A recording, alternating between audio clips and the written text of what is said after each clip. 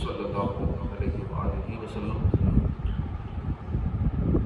جو روزانہ 1000 مرتبہ درود پاک پڑھے گا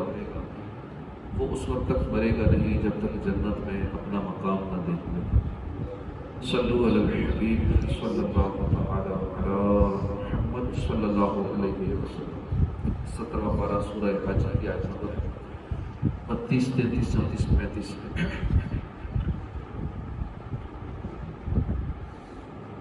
اعوذ باللہ من الشیطان الرجیم،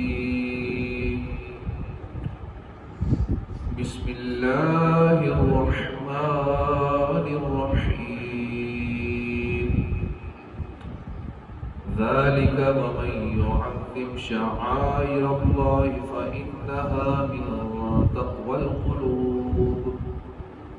لكم فيها منافع إلى أجل مسمى ثم محلها إلى البيت العتيق،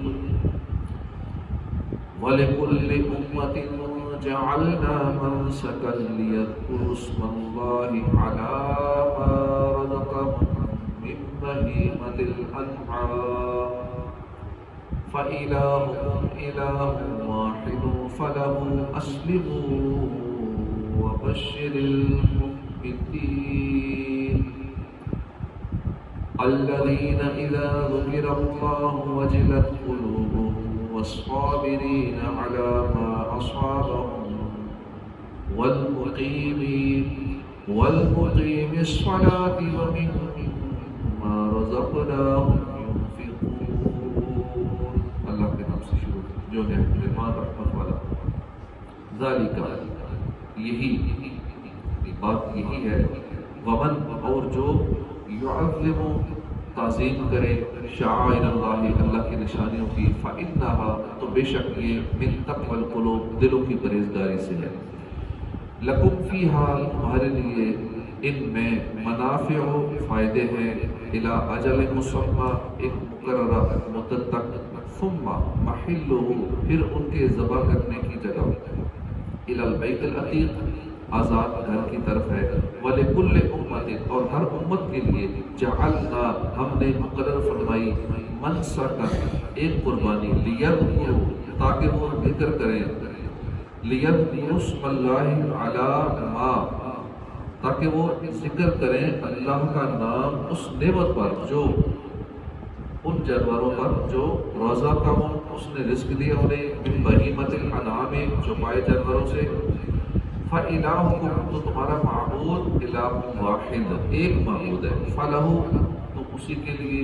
اسلموا گردن جھکاؤ، وبشر اور خوشخبری سنا دو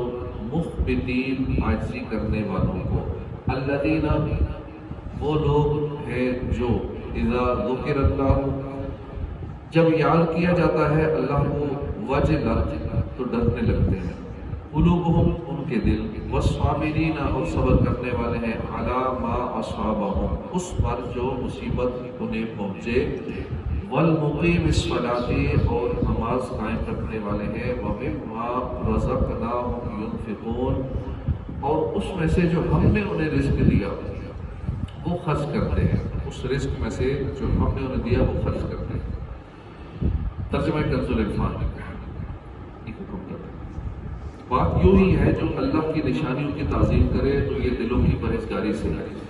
یہاں اللہ کی نشانیوں سے کیا مراد ہے، اس کے بارے میں مفسرین کے 3 قول ہیں۔ اللہ تعالیٰ کی نشانیوں میں تمام عبادات داخل ہیں، ان سے حج کے مناسک مراد ہیں، ان سے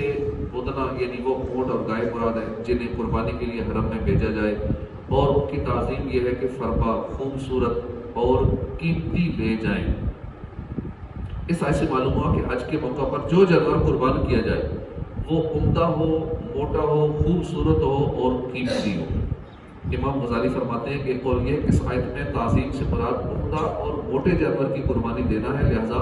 قربانی کا جانور خریدنے والے کو چاہیے کہ اس کی خریداری میں قیمت کم کرنے کے درپے نہ ہو۔ بزرگان دین 3 چیزوں میں قیمت زیادہ دیتے تھے اور اس میں کمی کروانے کو پسند نہیں کرتے تھے۔ حج کے موقع پر خریدا جانے والا قربانی کا جانور، عید کی قربانی کا جانور اور غلام، کیونکہ قربانی میں زیادہ قیمت والا جانور ان کے مالکوں کے نزدیک زیادہ نفیس ہوتا ہے۔ حضرت عبداللہ بن عمر رضی اللہ عنہ سے روایت ہے کہ حضرت فاروق اعظم حج کے موقع پر ایک غیر عربی اونٹ قربانی کے لیے لے گئے۔ کسی نے آپ سے وہ اونٹ 300 دیناروں کے بدلے میں طلب کیا۔ آپ نے حضور اقدس صلی اللہ علیہ وسلم سے دریافت کیا کہ اسے بیچ کر ہلکا جانور خرید لوں؟ تو نبی کریم صلی اللہ علیہ وسلم نے آپ کو روک دیا اور ارشاد فرمایا کہ اسی کی قربانی کرو۔ یہ اس لیے فرمایا کہ تھوڑی اور عمدہ چیز زیادہ اور ہلکی چیز سے بہتر ہوتی ہے، اور 300 دیناروں میں 30 اونٹ آ سکتے تھے اور ان میں گوشت بھی زیادہ ہوتا، لیکن مقصود گوشت نہیں تھا، بلکہ مقصد تو نفس کو بخل سے پاک کرنا ہے اور اللہ کی تعظیم کے جمال سے مزین کرنا ہے، کیونکہ اللہ تعالیٰ کو ہرگز ان کے گوشت اور خون نہیں پہنچے گے، بلکہ اللہ کی بارگاہ میں تو تمہارا تقویٰ پہنچتا ہے۔ اور یہ مقصد اسی صورت میں حاصل ہونا ممکن ہے جب قیمت میں عمدگی کا لحاظ رکھا جائے، تعداد کم ہو یا زیادہ۔ یاد رہے کہ جانور خریدتے وقت قیمت کم نہ کروائی جائے تو بہتر ہے، لیکن اس میں یہ ضرور دیکھ لیا جائے کہ وہ جانور اتنی قیمت کا بنتا بھی ہو۔ ایسا نہ ہو کہ جانور دبلا پتلا ہو، اس کی قیمت انتہائی بتائی جا رہی ہو کہ عام طور پر ایسا جانور اس قیمت پر نہیں ملتا، لہذا ایسی صورت میں قیمت کم کروانا درست ہے کہ جانور جتنی قیمت کا ہے اتنی قیمت میں خریدا جائے۔ اس سے یہ مراد ہے کہ جانور بکرا ہو 20,000 کا، اگلا کہ میرے 50,000 لینے ہیں، یہ درست نہیں ہے۔ اس صورت میں کم کروا سکتے ہیں کہ وہ اس کا مارکیٹ ریٹ ہی نہیں بنتا، تو قیمت کم کروانے سے کئی لوگ کنفیوز ہو جاتے ہیں کہ درس میں یہ سنا تھا ہم نے، کتابوں میں ایسے پڑھا ہے کہ قیمت کم نہیں کروانی چاہیے قربانی کے موقع پہ یا حج کے موقع پہ۔ تو قیمت کم کرانے سے یہ مراد ہے کہ جو اس کا مارکیٹ ریٹ ہے اس سے کم نہ کروائی جائے۔ ہاں اگر فالتو مانگ رہا ہے، اگلا ڈبل مانگ رہا ہے قیمتیں، احرام کی قیمت بنتی ہے 3,000 تو 6,000 کا احرام ہے، آپ کم کروا سکتے ہیں۔ فَإِنَّهَا مِن تَقْوَى الْقُلُوبِ، تو یہ دلوں کی پرہیزگاری سے، یعنی اللہ کی نشانیوں کی تعظیم کرنا دلوں کے پرہیزگار ہونے کی علامت ہے۔ قربانی کے حوالے سے جو خاص کر حج کی قربانی ہوتی ہے تو وہاں بھی بہت سارے معاملات سننے میں آئے ہیں کہ لوگ قربانی وہاں کرتے ہیں، مختلف ریٹس چل رہے ہوتے ہیں، جیسے آج کل مختلف ریٹ چل رہے ہیں، 800 سے 1200 ریال نارمل ریٹ ایک چل رہا ہے، لیکن اس سے کم میں بھی قربانی ہو رہی ہے، 500 میں بھی قربانی ہو رہی ہے، 450 ریال میں بھی قربانی ہو رہی ہے، 350 ریال میں بھی قربانی ہو رہی ہے۔ تو وہاں مکے میں جو یہ قربانی کرتے ہیں ہمارے جاننے والے، ان سے بات ہوئی میں یہ کیا معاملہ کہ یہ 350 میں بھی قربانی ہو رہی ہے، یہ کیسے؟ اور وہی قربانی 800 ریال میں بھی ہو رہی ہے۔ انہوں نے بتایا کہ جو ہو رہی ہے وہ اتنے میں ہو رہی ہے، جو نہیں ہو رہی وہ 450 میں 500 میں 300 میں وہ ہو رہی ہے۔ میں کہا یہ نہیں ہو رہی سے کیا مراد ہے؟ کہتے وہ پیسے لے لیتے، قربانی کو نہیں ہوتی۔ جگہ جگہ سٹار لگے ہوئے ہیں، کیمپس لگے ہوئے ہیں، ہاں جی قربانی ہم سے وہ ٹوکن دیتے ہیں، آپ کی قربانی اتنے بجے ہوگی، آپ کی قربانی 10 سے 11 تک ہوگی، آپ کی قربانی 11 سے 12 ہوگی، آپ کی یہ ہوگی، ٹائمنگ لکھا ہوتا ہے۔ حالانکہ یہ بھی درست نہیں ہے، کیونکہ قربانی کا ٹوکن آپ نے ریال دے دیے، ٹوکن پہ لکھا ہوا ہے 10 سے 11 آپ کی قربانی ہوگی، 10 سے 11 آپ کو رمی کرنے کا موقع ہی نہیں ملا، شیطان کو کنکر مارنے ہیں بڑے کو، اس کے بعد قربانی کر سکتے ہیں، اب موقع ہی نہیں ملا۔ رش 30 لاکھ حاجی ہے، سارے اس ٹائم ادھر ہی رخ ہوتا ان کا جمرات کی طرف، بڑے جمرے پر بڑے شیطان کو مارنا ہوتا ہے۔ اب رش میں پھنس گئے، طبیعت خراب ہو گئی، بیمار ہو گئے، نہیں پہنچ سکے کسی طرح، تو آپ نے رمی نہیں کی اور قربانی اپنے ٹائم پہ انہوں نے اگر کی 10 سے 11 جو ٹائم لکھا ہوا تھا، اگر قربانی پہلے ہو گئی، رمی بعد میں ہوئی تو یہ ساری ترتیب بھی الٹ ہو گئی۔ تو یہ ترتیب رکھنا ضروری ہے، لیکن وہاں پہ یہ ساری غلطیاں ہو رہی ہوتی ہیں شرعی معلومات نہ ہونے کی وجہ سے۔ جب رمی کر لیں، بڑے شیطان کو کنکر مار لیں، اس کے بعد فون کرنا ہوتا ہے کہ اب ہماری قربانی کر دی جائے، یا خود وہاں جانا ہوتا ہے ذبح خانے میں، چاہے خود ذبح کریں یا اپنی آنکھوں کے سامنے کروائیں، تو اس کے بعد پھر حلق کرانا ہوتا ہے، رمی پھر اس کے بعد قربانی اور اس کے بعد حلق، یہ ترتیب قائم رکھنا ضروری ہے۔ لیکن وہاں یہ ساری شرعی غلطیاں علم دین سے دوری کی وجہ سے چل رہی ہوتی ہیں، قربانی کی ٹائمنگ رمی کی آگے پیچھے ہو جاتی ہے، اور پھر قربانی جو لوگ ٹوکن لے لیتے ہیں، کئی لوگ بعد میں رابطے میں نہیں آتے، فون کرتے رہتے ہیں جس کو پیسے دیے تھے، کیونکہ انہوں نے فون تو دیا ہوتا ہے اس کارڈ پر، وہ رابطے میں نہیں آ رہے ہوتے، وہ الگ لوگ پریشان ہوتے ہیں حاجی،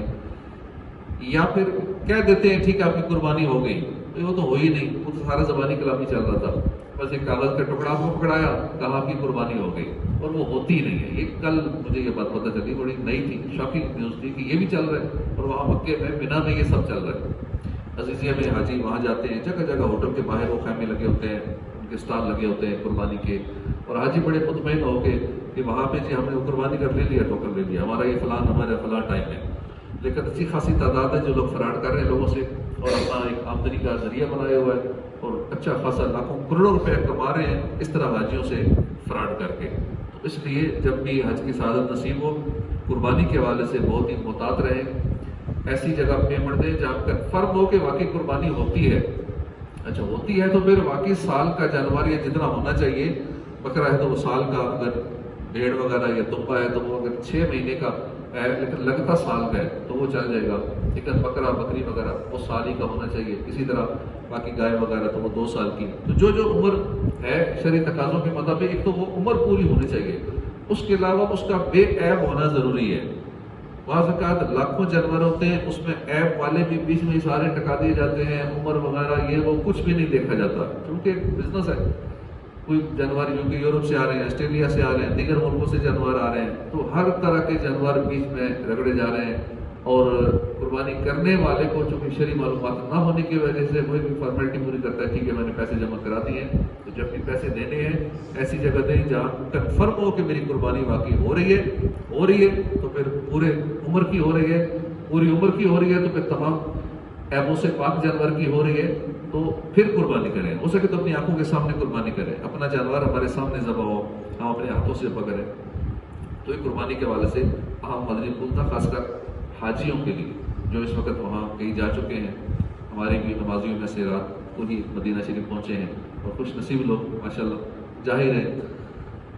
ابھی جو فلائٹیں جا رہی ہیں وہ ڈائریکٹ مدینہ شریف کی جا رہی ہیں. اس آیت سے معلوم ہوا کہ دل پرہیزگاری کا مرکز ہے، اور جب دل میں تقوی اور پرہیزگاری جم جائے گی تو اس کا اثر دیگر اعضاء میں خود ہی ظاہر ہو جائے گا. جب دل پرہیزگار ہو جاتا ہے تو آٹومیٹیکلی اس کے معاملات ظاہر ہو جاتے ہیں، اس سے باقی اعضاء سے پتہ چل جاتا ہے. حضرت نعمان بن بشیر رضی اللہ عنہ سے روایت ہے، حضور پر نور صلی اللہ علیہ وآلہ وسلم نے فرمایا، حلال بھی ظاہر ہے، حرام بھی ظاہر ہے، ان کے درمیان کچھ شبہ والی چیزیں ہیں جنہیں بہت سے لوگ نہیں جانتے. تو جو شبہات سے بچے گا وہ اپنا دین اور اپنی آبرو بچا لے گا، اور جو شبہات میں پڑے گا وہ حرام میں مبتلا ہو جائے گا. جیسے جو چرواہا شاہی چراگاہ کے آس پاس چرائے تو قریب ہے کہ اس چراگاہ میں جانور چر لیں. آگاہ رہو کہ ہر بادشاہ کی چراگاہ ہوتی ہے، اور اللہ تعالیٰ کی مقرر کردہ چراگاہ اس کی حرام کردہ چیزیں ہیں. آگاہ رہو کہ جسم میں ایک گوشت کا ٹکڑا ہے، جب وہ ٹھیک ہو جائے تو سارا جسم ٹھیک ہو جاتا ہے، جب وہ بگڑ جائے تو پورا جسم بگڑ جاتا ہے. خبردار وہ دل ہے. امام غزالی فرماتے ہیں دل بادشاہ کی طرح ہے، اور اس کا لشکر آنکھ سے دکھائی دیتا ہے، وہ ہے ہاتھ، پاؤں، آنکھ، زبان اور باقی تمام ظاہری اور باطنی اعضاء. یہ تمام دل کے خادم ہیں اور دل کے قابو میں ہیں. وہی ان سب میں تصرف کرتا ہے اور انہیں ادھر ادھر پھیرتا ہے. وہ تمام اس کی اطاعت پر مجبور ہیں اور نہ اس سے اختلاف کرنے کی طاقت رکھتے ہیں، نہ اس سے سرکشی اختیار کر سکتے ہیں. جب وہ آنکھ کو کھلنے کا حکم دیتا ہے تو آنکھ کھل جاتی ہے. جب دل چاہتا ہے کہ اب آنکھ بند ہو جانی چاہیے، آنکھ کو آرڈر کرتا ہے تو آنکھ بند ہو جاتی ہے. جب دل کرتا ہے کہ اب ہاتھوں کو اٹھانا چاہیے تو ہاتھ اٹھتے ہیں. تو یہ دل کے کنٹرول میں ہمارے ہاتھ، منہ، آنکھیں، کان، زبان، یہ اس کو کنٹرول ہمارا دل کر رہا ہے. جب زبان کو حکم دیتا ہے تو زبان بولتی ہے، تو ہمارا کوئی اعضاء حرکت کرتا ہے. جب پاؤں کو کہتا ہے تو پاؤں حرکت کرتے ہیں، اور اسی طرح دیگر اعضاء کا معاملہ ہے. لہذا ہر مسلمان کو چاہیے کہ وہ اپنے دل کی اصلاح پر توجہ دے. جب دل ٹھیک ہو جائے گا اب یہ صحیح احکام جاری کرے گا، یہ آنکھ کو غلط استعمال کرنے سے روک دے گا. جب دل ٹھیک ہو جائے گا تو دل پھر اپنے کانوں کو گناہوں سے بچا لے گا. دل ٹھیک ہوگا تو ہاتھ، پاؤں، دیگر اعضاء کو یہ کنٹرول چونکہ یہ کر رہا ہے تو اس لیے یہ اللہ کی نافرمانیوں سے بچا لے گا. اس لیے دیگر اعضاء کی اصلاح مشکل ترین ہے جب تک دل کی اصلاح نہ ہو جائے. اللہ پاک ہمیں دل کی اصلاح کی توفیق عطا فرمائے. لکم فیہا منافع الی اجل مسمى ثم محلها الی البیت العتیق. تمہارے لیے ان جانوروں میں ایک مقررہ مدت تک بہت سے فائدے ہیں، پھر ان کے ذبح کرنے کی جگہ آزاد گاہ کے پاس ہے. ارشاد فرمایا کہ تمہارے لیے ان جانوروں میں ان کے ذبح کے وقت تک بہت سے فائدے ہیں، جیسے ضرورت کے وقت ان پر سوار ہو سکتے ہیں، حاجت کے وقت ان کا دودھ پی سکتے ہیں، پھر انہیں حرم شریف تک پہنچنا ہے جہاں وہ ذبح کیے جاتے ہیں۔ خیال رہے کہ یہاں ہدی یعنی اس جانور کا ذکر ہے جو صرف حرم شریف میں ہی ذبح ہو سکتا ہے، جبکہ وہ قربانی جو مالداروں پر عید الاضحیٰ کے موقع پر واجب ہوتی ہے وہ ہر جگہ کی جائے گی۔ وَلِكُلِّ أُمَّةٍ جَعَلْنَا مَنْسَكًا لِيَذْكُرُوا اسْمَ اللَّهِ عَلَىٰ مَا رَزَقَهُم مِّن بَهِيمَةِ الْأَنْعَامِ، اور ہر امت کے لیے ہم نے ایک قربانی مقرر فرمائی تاکہ وہ اس بات پر اللہ کا نام یاد کریں کہ اس نے انہیں بے زبان چوپایوں سے رزق دیا۔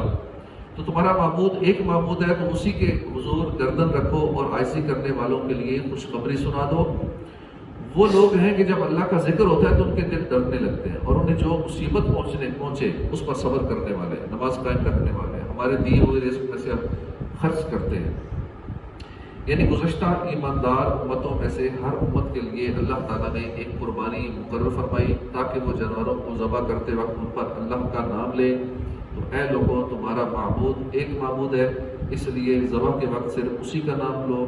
اور اسی کے حضور گردن جھکاؤ اور اخلاص کے ساتھ اس کی اطاعت کرو، اور اے حبیب صلی اللہ علیہ وآلہ وسلم آپ عاجزی کرنے والوں کو خوشخبری سنا دیں۔ اس آیت میں اس بات پر دلیل ہے کہ جانور ذبح کرتے وقت اللہ کا نام ذکر کرنا شرط ہے، اور اللہ تعالیٰ نے ہر ایک امت کے لیے مقرر فرما دیا تھا کہ وہ اس کے لیے تقرب کے طور پر قربانی کرے، اور تمام قربانیوں پر صرف اسی کا نام لیا جائے۔ ذبح کرتے وقت اللہ کا نام لینا ضروری ہے، اور وہ بھی اتنی آواز میں ضروری ہے۔ امام اعظم ابو حنیفہ کے نزدیک جیسے آپ حنفی ہیں، تو ہمارے ہاں صحیح ذبح تب بھی ہوگا، حلال تب بھی ہوگا جب اللہ کا نام لیا جائے، اور نام لینے سے مراد ہے اتنی آواز میں لیا جائے، کم از کم اتنی آوازوں کہ اپنے کانوں میں آواز جائے۔ جو ذبح کر رہا ہے، مرغی ذبح کر رہا ہے، بکرا ذبح کر رہا ہے، تو کم از کم اس کی اپنی کانوں میں آواز جائے۔ لیکن یہ مسئلہ ان کو پتہ ہی نہیں کسائیوں کو، اتنا شریف مسائل کہاں جاتے ہیں، نہ کبھی نماز پڑھی، اچھی خاصی تعداد ہے جو نہ نماز پڑھتی ہے نہ دین سے کو لگا ہوا ہے، تو یہ شریف مسئلے کہاں سیکھتے ہیں؟ بس دکان بنا لی، کسائیوں کی گوشت کی دکان بنا لی، باقی تو سیکھے ہی نہیں کہ ذبح کیسے کرنا ہے، شریف مسئلہ کیا ہے۔ اتنا پتہ ہے بسم اللہ کہنا ہے، وہ بھی چاہے منہ سے کہیں، دل میں کہہ لیا بسم اللہ، منہ بند کر کے بسم اللہ کہہ لیتے ہیں، زبان ہلتی نہیں ہے تو بسم اللہ اللہ اکبر کہہ لیتے ہیں، تو اس طرح ذبح نہیں ہوگا۔ یا اگر زبان ہلی بھی ہے، اپنے کانوں میں آواز نہیں گئی تو بھی ذبح نہ ہوا۔ تو اس لیے ہم چپ کر کے مرغی لے لیتے ہیں، گوشت لے لیتے ہیں، یہی کہتے ہیں گوشت دے دو، یہ نہیں دیکھ رہے کہ اس نے صحیح ذبح کیا یا نہیں کیا، حلال کیا یا نہیں کیا۔ تو اس لیے یہ چیزیں ضروری ہیں خریدنے والے کے لیے بھی، کہ واقعی ایسے سے خریدے کہ جہاں کنفرم ہو کہ اس نے اونچی آواز میں بسم اللہ اللہ اکبر پڑھا ہے، یا اس کو پتہ بھی ہے کہ اونچی آواز میں پڑھنا ضروری ہے، دل میں پڑھ لیں گے یا زبان حرکت نہیں کرے گی، یا زبان حرکت کر رہی ہے تو اپنے کانوں میں آواز نہیں جا رہی، تو ایسے سے نہ مرغی کو گوشت لیں، نہ بکرے کا، نہ بڑا گوشت لیں، بلکہ ان کو یہ مسئلہ سمجھا دیں، مرغی ذبح کرانے سے بتا دیں کہ یوں پڑھو، اونچی آواز میں پڑھو بسم اللہ اللہ اکبر، اگر وہ کرتا ہے تو اسے مرغی خریدیں، نہیں تو نہ خریدیں، ایسے سے لے لیں جو آپ کی بات مانتا ہے اور جو باقی شرعی مسئلہ جانتا ہے۔ اس آیت میں اس بات پر دلیل ہے کہ جانور ذبح کرتے وقت اللہ کا نام ذکر کرنا شرط ہے، اور اللہ تعالیٰ نے ہر ایک امت کے لیے مقرر فرما دیا کہ وہ اس کے تقرب کے طور پر قربانی کریں، اور تمام قربانیوں پر صرف اسی کا نام لیا جائے۔ الذین اذا ذکر اللہ وجلت قلوبہم، وہ لوگ ہیں کہ جب اللہ کا ذکر ہوتا ہے تو ان کے دل ڈرنے لگتے ہیں، یعنی عاجزی کرنے والے وہ لوگ ہیں کہ جب ان کے سامنے اللہ کا ذکر ہوتا ہے تو اس کی ہیبت و جلال سے ان کے دل ڈرنے لگتے ہیں، اور اللہ تعالیٰ کے عذاب کا خوف ان کے اعضاء سے ظاہر ہونے لگتا ہے، اور اللہ تعالیٰ کی طرف سے انہیں جو مصیبت اور مشقت پہنچے اس پر صبر کرتے ہیں، اور نماز کو اس کے اوقات میں قائم رکھتے ہیں، اور اللہ تعالیٰ کے دیے ہوئے رزق میں سے صدقہ و خیرات کرتے ہیں۔ اللہ پاک ہمیں بھی عمل کی توفیق عطا فرمائے، صدقہ و خیرات کرنے کی توفیق عطا فرمائے۔ اللہ کا دیا ہوا رزق ہے، اور اسی رزق میں سے ہم اللہ کی راہ میں خرچ نہیں کرتے، اور اپنے اخراجات کے لیے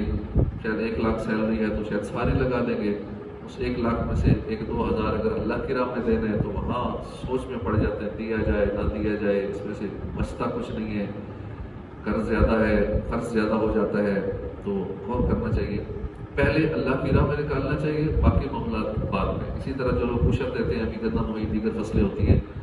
کہتے نہیں پہلے خرچے پورے کر لیے جائیں کہ ٹریکٹر کے، تھریشر کے، ٹرالی کے، مزدوروں کے، فلاں فلاں فلاں، بعد میں اس میں سے جو بچ گیا اس میں سے عشر دینا ہے۔ تو ایسا نہیں ہے، پہلے عشر دینا ہوتا ہے، باقی بچے نہ بچے وہ بات کا معاملہ ہے۔ اسی طرح ہماری ماہانہ انکم ہے، سیلری ہے، کاروبار ہے، سب سے پہلے اللہ کی راہ میں جو خرچ کرتے ہیں اس کو سائڈ کیا جائے، باقی معاملات اپنے خرچے میں سے کم کر لیا جائے، لیکن اللہ کی راہ میں جو دینا ہے وہ ایک مقرر کر لیا جائے کہ ماہانہ میں نے مسجد میں اتنا دینا ہے، اتنا اللہ کی راہ میں خرچ کرنا ہی کرنا ہے، چاہے روز کا الگ کر دیں، ماہانہ الگ کر دیں، تو انشاءاللہ اس کی برکت سے ہمارا رزق بڑھے گا۔ اب دیکھیں جو لوگ اس طرح کرتے ہیں، آپ مکہ مدینے کی مثال لے لیں، وہاں پہ ایک برانڈ ہے البیگ، وہاں آپ جائیں گے جیسے یہاں پر میکڈونلڈ اور اس طرح کے دیگر ہیں، بڑے بڑے نام ہیں کھانے پینے کے حوالے سے، تو وہاں البیگ ہے کھانے کے حوالے سے، ان کے نام ہے، لائنیں لگی ہوتی ہیں۔ مدینے میں کافی ساری برانچیں ہیں، مکے میں بھی ان کی برانچیں ہیں، اس طرح پورے سعودیہ میں تقریباً 80 سے زائد ان کی برانچز ہیں، تو اتنا رش لگا ہوتا ہے اور عوام اس کے لیے ٹوٹ رہی ہوتی ہے البیگ کھانے کے لیے۔ وجہ کیا ہے کہ انہوں نے جب بزنس شروع کیا تھا تو اس وقت کی ایک رقم مقرر کر لی تھی کہ ہر کسٹمر کے ساتھ، ہر سیل کے ساتھ اتنا اللہ کی راہ میں، پھر انہوں نے 1 ریال اپنی ہر سیل کے ساتھ اللہ کی راہ میں آٹومیٹکلی جب سیل ہوتی ہے، انہوں نے سسٹم ہی ایسا بنا دیا ہے، انٹری آن لائن ہی ایسی کر دی ہے، تو جیسے ہی سیل ہوتی ہے فوراً اسی ٹائم 1 ریال اللہ کی راہ میں چلا جاتا ہے۔ اب شاید بڑھا دیا ہو، پہلے 1 ریال ہوتا تھا، اب اس کی برکت سے ڈیلی لاکھوں لوگ لائنوں میں لگتے ہیں ان کی چیز لینے کے لیے۔ تو اللہ کی راہ میں جب خرچ پیدا کرتا ہے تو پھر کسٹمر خود ہی دوڑتا ہوا لائنوں میں لگتا ہے، اور جب راہ خدا میں خرچ نہ کیا جائے تو پھر بندہ کسٹمر کے پیچھے بھاگتا رہتا ہے کہ کسٹمر نہیں مل رہا، چیز سیل نہیں ہو رہی، پریشانی ہوتی ہے، مارکیٹنگ کر کر کے بھی، خرچے کر کر کے بھی کسٹمر نہیں آ رہا۔ بھائی کسٹمر اللہ کے ہاتھ میں ہے، اللہ پاک دلوں کو پھیرنے والا ہے، وہ چاہے گا تو کسٹمر لائنوں میں لگ کے آئے گا، لیکن ہم پہلے اللہ کے ساتھ تجارت تو کریں، ہم اللہ کی راہ میں خرچ تو کریں۔ تو اس انداز میں اگر ہم کریں گے تو انشاءاللہ ہمیں فائدہ ہوگا، ہم اللہ کی راہ میں خرچ کرتے رہیں اور انشاءاللہ پھر آمدنی دیکھیں اور اپنے رزق کی صورتحال دیکھیں۔ اللہ پاک عمل کی توفیق عطا فرمائے، آمین بجاہ النبی الامین صلی اللہ